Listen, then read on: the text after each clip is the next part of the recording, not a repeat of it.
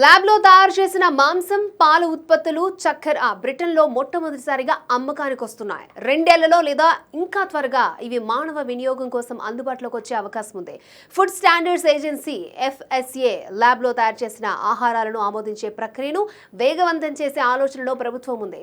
ఇలాంటి ఉత్పత్తులను ఔషధ గుణాలున్న మొక్కల కణజాలం నుంచి తయారు చేస్తారట. ప్రయోగశాలలో ఆహార ఉత్పత్తుల తయారీలో బ్రిటన్ సంస్థలు ముందున్నాయి. ఇప్పటికే బ్రిటన్ ఫ్యాక్టరీలలో తయారైన మాంసంతో తయారు చేసిన డాగ్ ఫుడ్ గత నెలలో మొదటిసారిగా యూకేలో అమ్మకానికి వచ్చింది. సింగపూర్ మొదటిసారిగా 2020లో ల్యాబ్ లో తయారు చేసిన మాంసాన్ని మానవ వినియోగం కోసం ఆమోదించింది. 3 ఏళ్ల తర్వాత అమెరికా, నిరుడు ఇజ్రాయెల్ కూడా ఈ ఆహారాన్ని ఆమోదించాయి. మరోవైపు ఇటలీ, అమెరికాలోని అలబామా, ఫ్లోరిడా వంటి దేశాలు ఇటువంటి ఆహారాన్ని నిషేధించాయి. హైటెక్ ఆహార సంస్థ నిపుణులు, ఈ రంగంలో పనిచేస్తున్న పరిశోధకులతో కలిసి కొత్త నిబంధనలను ఫుడ్ స్టాండర్డ్స్ ఏజెన్సీ అభివృద్ధి చేయనుంది. కానీ ఈ కొత్త నిబంధనలను రూపొందించే ప్రక్రియలో ఆహార తయారీ సంస్థల ప్రమేయాన్ని విమర్శకులు తప్పుపడుతున్నారు. విదేశాల్లో ఆమోద ప్రక్రియలు త్వరగా జరిగిపోతున్నాయని, బ్రిటన్లో అలా లేకపోవడం వల్ల పోటీలు తాము వెనకబడుతున్నామనేది ఆ సంస్థ ఆందోళన.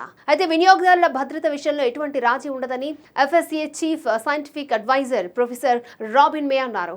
ఈ ప్రక్రియలో పాల్గొనే కంపెనీలు, పరిశోధకులతో కలిసి మెరుగైన నియంత్రణ వ్యవస్థ రూపొందించడానికి కలిసి పనిచేస్తున్నామని, సాధ్యమైనంత ఎక్కువగా భద్రతకు ప్రాధాన్యతనిస్తామని ఆయన అన్నారు. ప్రయోగశాలల్లో తయారైన ఆహారాన్ని చిన్న కణాల నుంచి పెంచుతారు.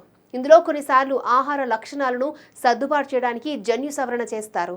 ఇది పర్యావరణానికి, ఆరోగ్యానికి మంచిదని కొన్ని వర్గాలు అంటున్నాయి. మరోవైపు ఇటువంటి సంస్థలపై ప్రభుత్వం ఆసక్తి చూపిస్తోంది. ఈ సంస్థలు కొత్త ఉద్యోగాలు సృష్టించగలవని, ఆర్థిక అభివృద్ధి జరుగుతుందని ఆశిస్తోంది. కానీ ఈ హైటెక్ ఆహారాలు పర్యావరణానికి అనుకూలమైనవి కాకపోవచ్చు. ఎందుకంటే వాటిని తయారు చేయడానికి ఇంధన శక్తి అవసరం. కాబట్టి వాటిని తయారు చేయడం అంత సులభం కాదని, కొన్ని సందర్భాల్లో వాటి ఆరోగ్య ప్రయోజనాలు ఎక్కువగా అంచనా వేసి మార్కెట్లో అమ్ముతారు.